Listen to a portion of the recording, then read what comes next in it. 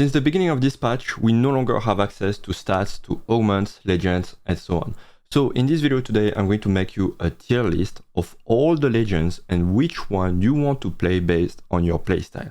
I tried to make it as fast as I could because obviously I still need to gather a bit of observation from pro players and from the meta, but now I'm really confident that the tier list I'm going to give you is very accurate. So you know the deal, as usual, I'm going to use Tacter. This is the sponsor of my channel. You can find the legend tier list by clicking on the link in the description. The first thing I want to say here, I'm going to explain for each legend and also for each augment of each legend. So it's going to take a while, but I think if you really want to try to understand why each legend are good, you should just watch the video. It's very simple. So I think Poro is S. I think right now we have a very flexible meta, and being able to be flexible with Poro is even better. It gives you more chance to access to very broken augments. I'm thinking of double treble. I'm thinking of invoker, crest, this kind of stuff.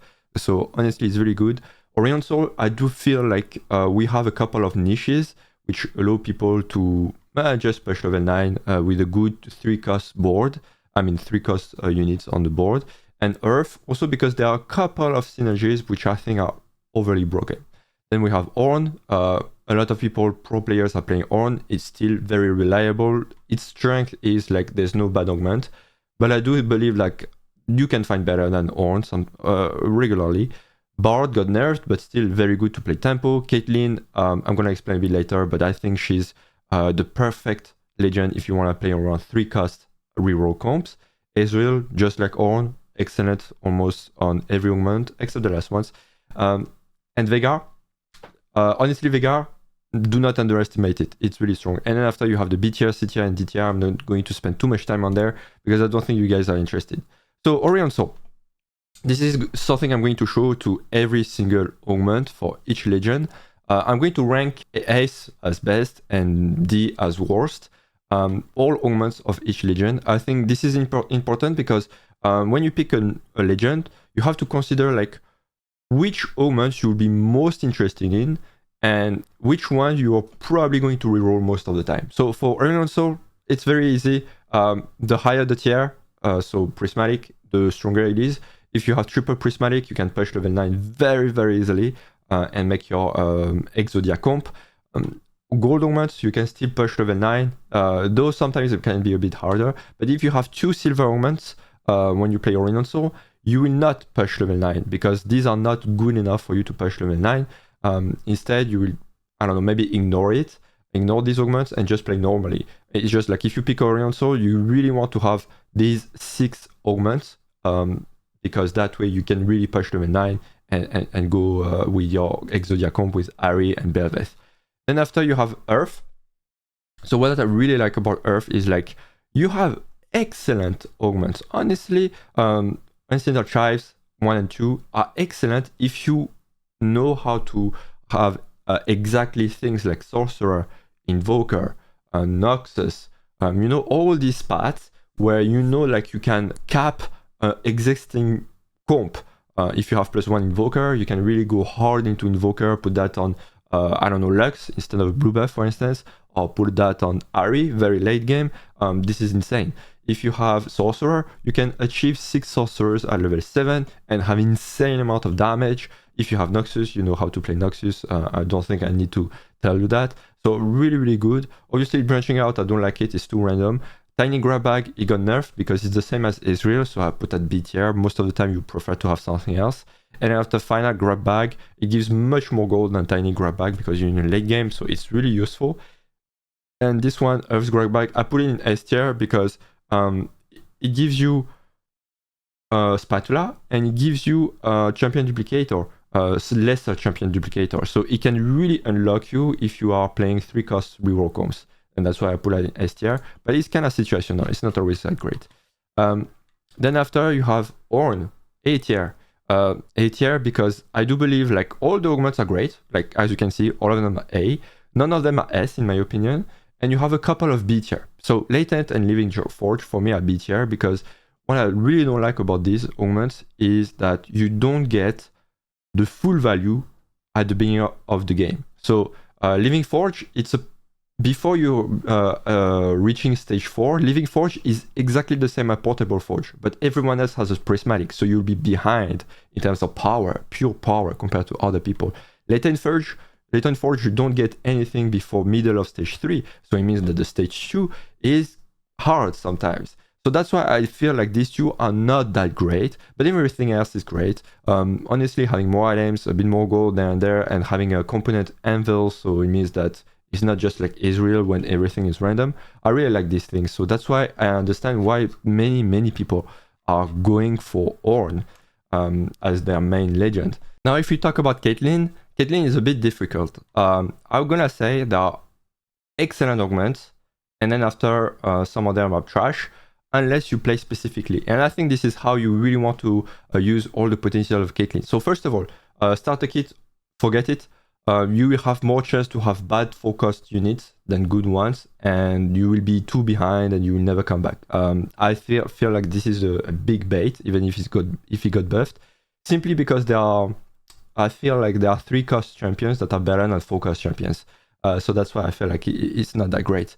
1, 2, 3 is okay. It's good. You can have better, but honestly, it's good. It can give you a good boost on the early game. And Stars Are Born, for me, it's broken.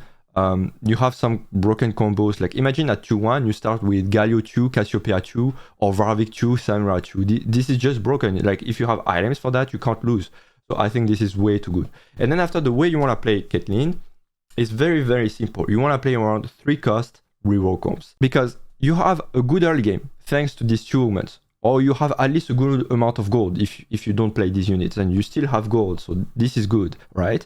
Then after stage 3-2, you pick one of these. This is the same as Aesor, but the thing is, if you pick one of them, you level 7 very, very easily at stage 3-5. I mean, you even level 7 at stage 3-2 here. What I want to say is you will be level 7 kinda early without spending much gold. And this is very interesting because when you play a 3 cost reroll comp, you want to be level 7 with a lot of gold to roll for the 3 cost. And then after, finally, at stage 4, you can pick Rolling for Days because you're level 7, and you can pick one of them to finish fighting your 3-star units. And this is how you can get very, very easily 3-star 3 cost units, because you just have so much gold at level 7, and then after you just play your game like this. So I think Caitlyn is one of the best for this type of gameplay. But you have to play it that way. Otherwise, I don't think she's that good. Bard. So, Bard got nerfed. Caretakers a lie. Now it gives 2 cost units, not 3 cost. 3 cost was just overly broken. But it's still good. It can give you very, very good tempo. Like, you can easily get Galio 2 at stage 2, and then have an insane tech and play around Invoker. Same with Varvik, Set, you know the stuff. You have a very, very good amount of a great unit you want to have.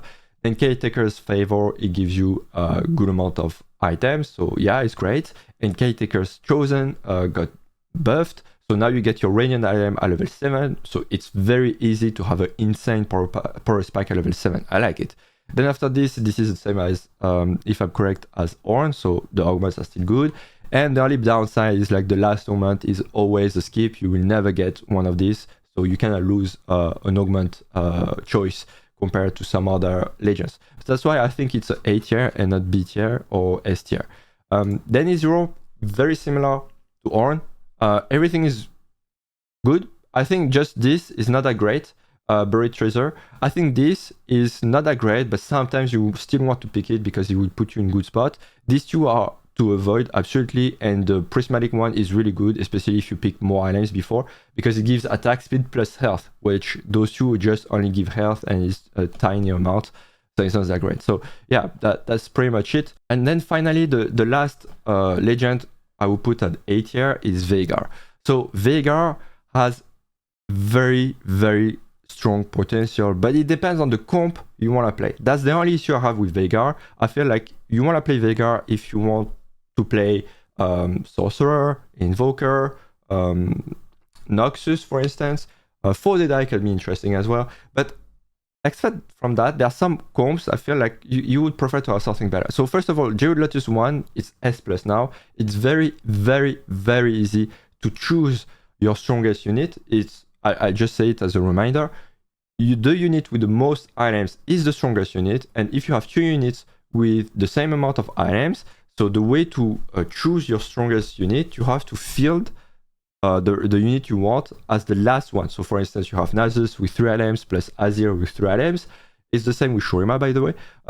You want the Jewel Lotus on Azir. So simple, you remove Azir, you put on the bench, and you pull it back. And that way, Azir will be chosen as the strongest unit. So very, very easily, it gives tons of stats, like 40% crit chance. It's insane. And then after you have Jewel Lotus and Jewel Lotus 3. These two also gives tons of stats. Tiny Power, I heard that it's actually good, but maybe you can try to find something better. Like, let's say, I don't know, you play Invoker, Tiny Power, okay, it's fine. But I do think if you play Invoker, you can try to aim for something better. Just like Loving Invocation, +1 Invoker, this kind of stuff. And then finally, Partial Ascension, I put it A and B, because the issue I have with Final Ascension, it's really depending on the comp you're playing. If you play Challengers, you will never use Ascension. But if you play something with Invoker or 6 Bastion, because you have tons of defenses, tons of heal, of shield, and you know that all the fights are dragging, then in that case, you really want to have Ascension. All right, let's go into the B tier with Lee Sin. So I'm not going to rank each tier because I don't think they are that great. The problem I have with Lee Sin and why it's B tier, because for me, Lee Sin is Legend you want to play for 2 cost reroll combs, while Caitlyn is for 3 cost. Lee Sin is for 2 costs because you have tempo, but a bit earlier. So with Trade Sector, for instance, you can easily find your 2 cost units, but training reward and money really helps you to find your 3-star 2 cost units, and after you can push very aggressively, maybe with money, to get back to level 7 and the same level as other people. So for Twisted Fate, I made a mistake. I didn't put the right image on the guide, and unfortunately, I cannot edit it. So I'm going to use this instead. So what I don't really like about Twisted Fate is that it's kind of similar to Ornn and Israel, but overall it's less valuable because you get less items or less gold or less value. The only thing I really like with Twisted Fate is like if you're no TP player, meaning that you want to play only one comp and nothing else, then Twisted Fate I think is perfect for you. But if you like to play a bit more flexible, let's say you have 5 comps in your mind that you know you can play comfortably, then you don't want to play Twisted Fate. Instead, you prefer to have Ornn or Ezreal if you really like to have more items. So this is why I feel like Twisted Fate is just B tier, and it can hardly get better than that. All right, so for Vladimir, the issue I have with Vladimir is like all the augments are really good. Honestly, like most of augments, even Battle Ready can be good, depending on your comp you play. But what I really don't like with Vladimir is like it's situation dependent. Like you have many situations where you don't want to pick Transfusion because you have a good early game. You know your board is strong, you have 2-star units, you have great items, you have great synergies. You don't want to pick Transfusion because you get no value from it. Same with Partial Ascension, like I said for Veigar. Even though like there are many situations, it's really great to have Vladimir, but you don't control it. You don't know before starting the game if these augments will be good for your game. So that's the issue I have. Okay, let's go into the C tier. So we start with Draven.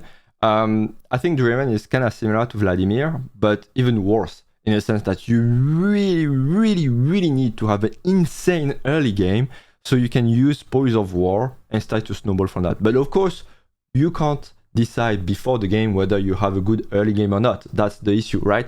So I think this is why it's not working well. I do think though, for Draven, I haven't tried it because I don't play double up, but if you play with a partner, someone, a friend, and you play double up, one of them could use Draven and the other one can funnel the resources, like I don't know if you can send items anymore, but you can send some units, if I'm correct, at the beginning of the game. You funnel the resources to the Draven player, so he has an insane early game. So you create that early game, you can create it. I'm going to say something about Mastery, is like all of these augments are okay, they're average. But the problem I have with those is like pumping up, you don't get the value of it before late game. And the issue is it can happen quite often that you pick this augment and you're weak early game, mid game, and by the time you're late game, you just lost because you lost too much HP and you can't come back anymore. So that's the issue I have with Mastery, and that's why I feel like on paper, all the augments look good, but when you try to apply it on game, it just doesn't work unless you high roll. But again, if it means you need to high roll to have value of these augments, for me, it means that it's not a good legend. And one thing that's funny is like I wrote this guide yesterday, and this morning I watched Romin Songs trying mastery, and he had exactly the same conclusion. So it's good to see that even top players in NA have exactly the same conclusion as I did on mastery. And then I put also on B tier or C tier, sorry, River King, Time Kench, because unless we find, and I think that's, I heard something about the Chinese trying out a new strategy with the River King. I'm not sure, I need to dig a bit more on this to know exactly what it is and how it works. But until I find the truth, I would say like, why play Time Kench to fast level 9 and have tons of gold and find your legendary units? Why play Time Kench when you have Aesor, which is, for me, much more consistent? And finally, Pengu. Unfortunately, I don't think this is a Pengu meta. I think Pengu thrive if we have a heavy 1 cost, 2 cost meta. For instance, for Kale and Tristana, I think Pengu was great. But now, these are not really good comps. Like Tristana and Kale are suffering a lot in this meta. Like you just can't win, I think. So this is why I feel like Pengu is not really thriving in this meta. But again, if we shift into a meta where, I don't know, maybe Cassiopeia, Kale, Tristana, all of them are getting extremely powerful and you can easily reroll them, I think I would just put Pengu in B tier at the very least, even A tier. So yeah, that's pretty much it. I think it's meta dependent and that's it. So I know the meta can be confusing, especially after a hotfix like we had. And actually, honestly, I think the hotfix was extremely well made. And I do think right now we have a flexible meta. But I understand, like sometimes it's also confusing to know exactly what to play. And for this, I have something for you. So every single Monday, I send a free newsletter where I give you the 5 comps you want to focus on if you want to climb fast and if you want to have fun as well, because obviously these comps, some of them are extremely fun to play, but competitive at the same time. The idea behind it is I scout the meta, I try different comps, I observe the top players, and I try to understand exactly what are the best comps you can focus on, and you can literally play just after reading the newsletter. So this is an example of the last newsletter. So it was in the patch 13.13 C, and I gave like the Ionia Challenger, Scale Reroll, all of that, with some tips about the augments you want to pick or the legends you want to pick if you really want to force these comps. So again, I put the link to the newsletter in the description. It's completely free and you can just have it next Monday and be ready to attack the new week. Until then, see you at the top of the ladder and happy climbing.